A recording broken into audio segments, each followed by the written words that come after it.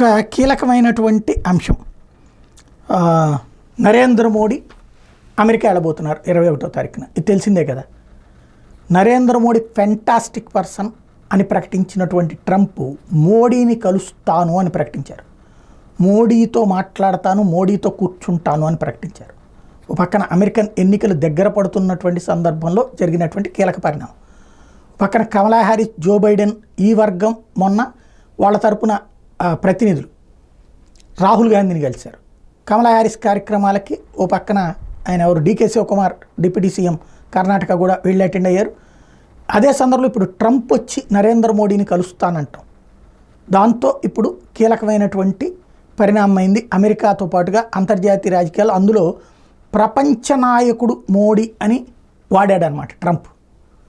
World leader మోడీని కలవబోతున్నాను, fantastic person అంటూ ప్రకటించడం అన్నది కీ పాయింట్.